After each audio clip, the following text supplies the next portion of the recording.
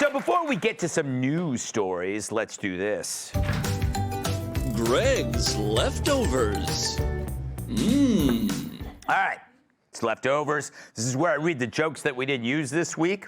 And as always, it's my first time reading them. So if they suck, we'll dress Joe Mackey up as a goose and send him to Springfield, Ohio.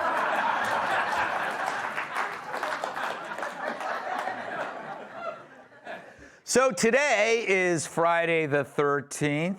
Yeah. And to celebrate, Haitians in Springfield are only eating black cats.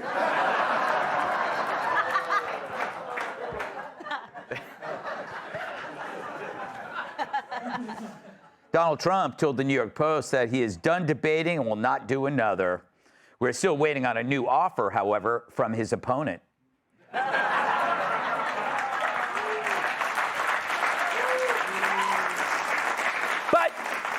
But a canceled debate could be a tough break for NBC, who had just announced their newly chosen moderators. Meanwhile, pundits are claiming the vice president had an easy night last Tuesday by having both moderators clearly on her side. True, I haven't seen a 3-on-1 that disturbing since I caught the Dixie Chicks ravaging a crate of corn dogs.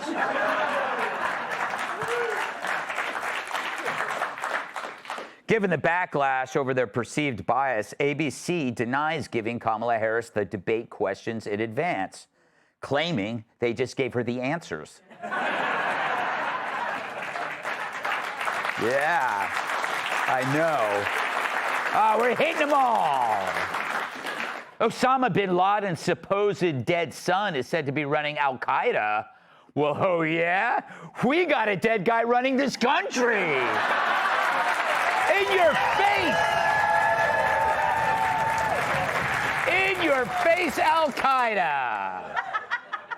Scientists have created a prosthetic hand that can feel just like your own, which doesn't make sense. If I had a prosthetic hand, why would I want it to feel like my own?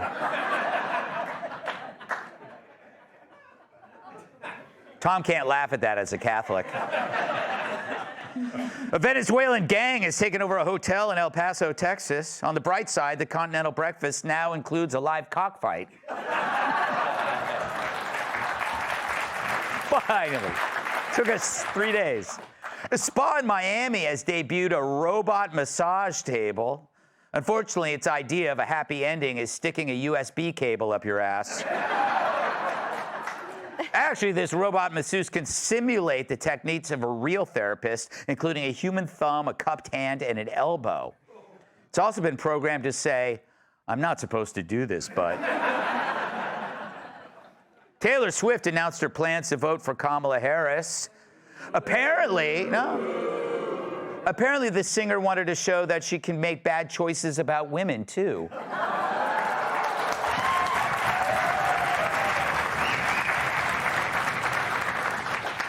In Indiana, first responders rescued dozens of pigs from an overturned semi-trailer. The pigs were safely recaptured and given medical treatment before arriving at the slaughterhouse. Abu Dhabi will now require couples to get genetic testing before marriage. Great news for those wanting to avoid genetic defects, but horrible news for those with hot cousins. I know, we've all been there. Kathy Griffin warned that if elected, Trump will pick off comedians one by one. To protect herself, she'll continue not being funny.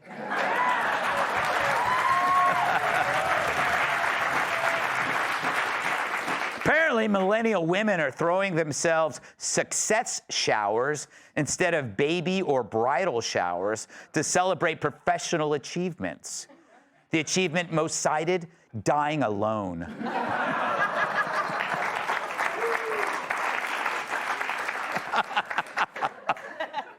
A study finds that women tend to give more money to attractive men. No wonder you're broke, Brian. In Colorado, a woman was arrested after tying up her Tinder date, attacking him with a knife, and then ordering DoorDash. And here we thought Kat was on her book tour. And finally, a study found that women prefer sex to last around 35 minutes. Is that over a year? Asked one man.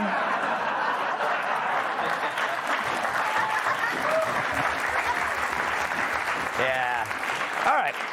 To the news. So as the media fact-checks Trump, reality fact-checks the media. Case in point, sex changes for illegal aliens in lockup. Trump brought it up in Tuesday's debate. She went out in Minnesota and wanted to let criminals that killed people, that burned down Minneapolis, she went out and raised money to get them out of jail. She did things that nobody would ever think of. Now she wants to do transgender operations on illegal aliens that are in prison. Oh, the expression on Kamala's face as he says that. She just can't believe it. Because as every Californian knows, sex changes aren't for prisoners, they're for school children. Of course, the left-wing locksteppers in the media couldn't believe it either. Here's the New Yorker quote. His line about how the vice president wants to do transgender operations on illegal aliens that are in prison was pretty memorable, too. What the hell was he talking about? No one knows. Oh, really, New Yorker? No one knows? Well, if by no one you mean everyone who lives outside your bubble. They weren't the only ones who relied on their own ignorance as proof Trump made up, who claimed something doesn't exist simply because they didn't see it. And that meant we, the people, had to do their job for them. Users on X corrected The New Yorker, Time Magazine, The New York Times, and others, pointing out that, yes, Kamala did support taxpayer-funded prisoner sex changes in an ACLU questionnaire. At least Time corrected their error. But it's no surprise Time initially missed the facts. You know, this is a mag that omitted Elon Musk from their list of influential people in AI. That's like Hawaiian Tropic leaving me out of a hottest buns on the beach contest. But maybe a little more digging from our nation's fine journalists would have uncovered this 2019 clip of Kamala talking about her time as California AG, proudly defending her courageous efforts on dongs for detainees. I made sure that they changed the policy in the state of California so that every transgender inmate in the prison system would have access to the medical care that they desired and need. Of course, they never saw that clip, or maybe they did and chose to ignore it. They'd rather focus on the charm of today's Kamala. He said, concepts of a plan. Oh, you all watched the debate. Now, we all know how Trump felt when he was shot in the ear.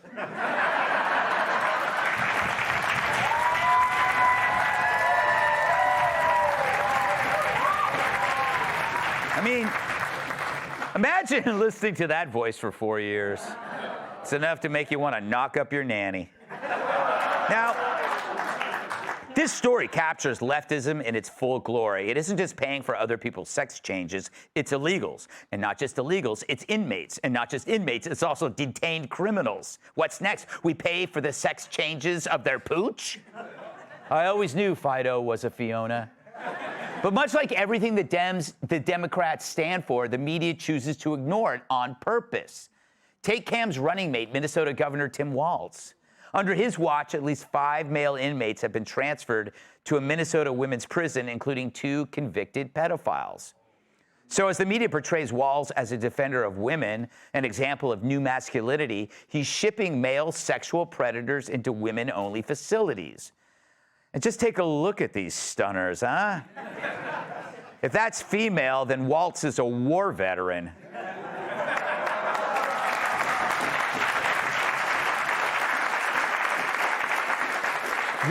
Why isn't the media calling this out? Because they'd be calling out themselves. The modern journalist actually thinks this is okay. Why not? These journalists aren't in a women's prison. That would be cruel and unusual punishment for the inmates. And if they don't see it as a problem, whether it's crime, illegals, or attacks on women, then the problem doesn't exist. The world they live in must be so small to exclude the many things that affect you, leaving us the only choice of waking that world up, whether they like it or not.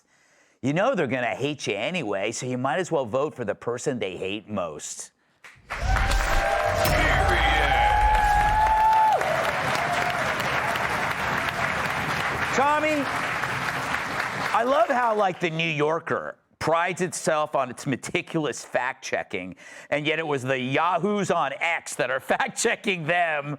It's got to be embarrassing, but they just, you know what? It's not their problem, right? Yeah, and they haven't seen it. All of us have seen it because, we're on right-wing Twitter and we're trading all the videos. I don't know who hasn't seen that video of Kamala saying we are going to have sex change operations for prisoners. And Trump saw it because he's on, right-wing Twitter with everyone else. But the New Yorker, they are in their bubble. They never see these videos. So I think when they were first fact-checking, they really didn't know about this. Yeah. But then her defenders were trying to qualify it. And then they get into even more trouble because they're like, she wasn't talking about prisoners. She's obviously she's going to have sex change for people. She's going to let them out of prison first, and then she's going to give them the sex change.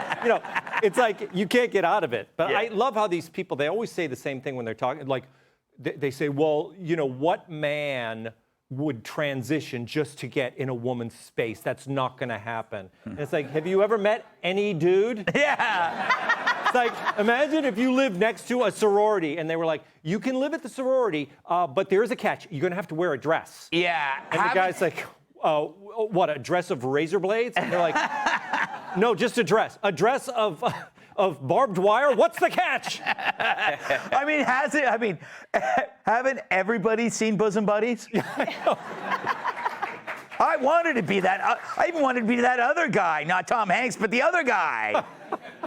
And he got Tom Hanks's leftovers. Dagan, what's interesting is about this bubble thing. It's like they don't know about our side, but because we're always on the defensive in the media, we know our side and their side. So we see the right-wing stuff, but we also see the left-wing stuff. We actually do the diligence. Well, because we make an effort to understand both sides and what's going on in this country. Mm-hmm. If there was any honesty in politics and in Kamala Harris, her speeches would go like this. I'm a champion of women. Well, convicted pederasts who say they're women. I believe that incarcerated pedos and rapists have every right to the best hormone treatments available, and the tippy top in breast chest implants out there. And then whatever surgeries their imaginary uteri desire. That is their right, and it is our duty as America to provide that and pay for that. And if she ever had the stones to say that, she would face plant like Dukakis, because that's what they believe in. Mm-hmm. You know what go ahead. It's how ironic that it's the inmates who are saying, do caucus.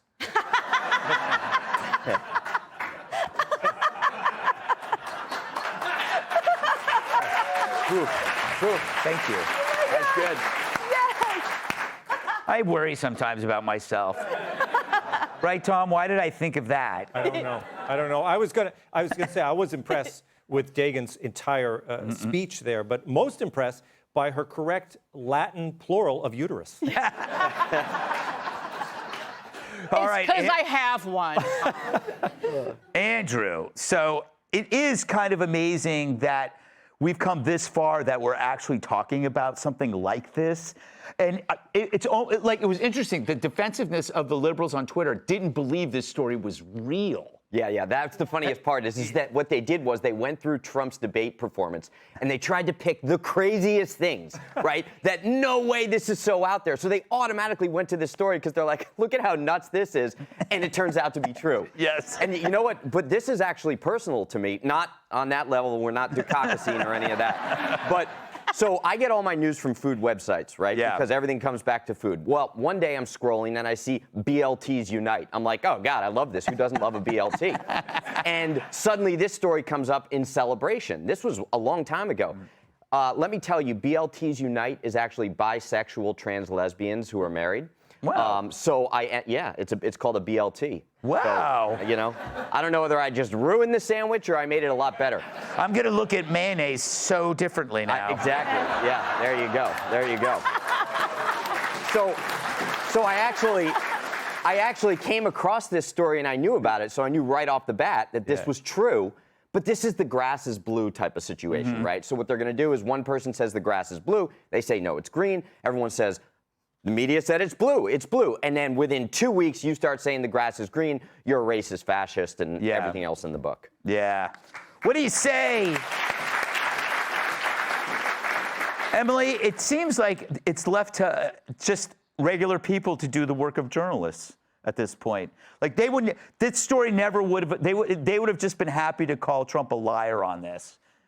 You know? Absolutely. And the thing is, this whole time it's been up to every day, every American to scream reality, because we've been gaslit by this administration this whole time, right? By everyone this entire time, we've been told that what we feel is not accurate. Remember, even when Don Lemon interviewed people in Jersey and Cleveland, and they said, well, this is how I feel. I said, well, that's not what the statistics show. I don't care what the numbers show to you. I care about my family, what my bank account, what my experience is. And this is another example that, yes, we continue to do the work of journalists, and we continue to live the experience that this administration and Kamala Harris says that we don't have and denies. What particularly kills me as a former criminal law attorney is that when she talks about, like, as a prosecutor, which she pats herself on the back for after failing the bar the first time, so we're supposed to believe in her experience, right? So she talks about the transgender prisoner experience. What I care about is the biological women's experience in prison. The 25,000 plus reports of sexual assaults in prisons of biological women. How about that? Do you know that your taxpayer dollars pays for contraception in all women's prisons? Why is that? Why do we need contraception to be handed out at all female prisons? You do the math. So the fact that she is prioritizing the 1.2 people who want our tax dollars to pay for a sex change operation and doesn't even acknowledge the thousands of women, the single mothers in prison who are suffering meat that's not fit for human consumption, that's suffering sexual abuse and the trauma, and she thinks we're supposed to go down her path, that she's a champion for women. She is anything but, and that's just the tip of the iceberg, the Dukakis tip of the iceberg. All right. That's good A block. It was. Hey, Sean Hannity here. Hey, click here to subscribe to Fox News YouTube page and catch our hottest interviews and most compelling analysis. You will not get it anywhere else.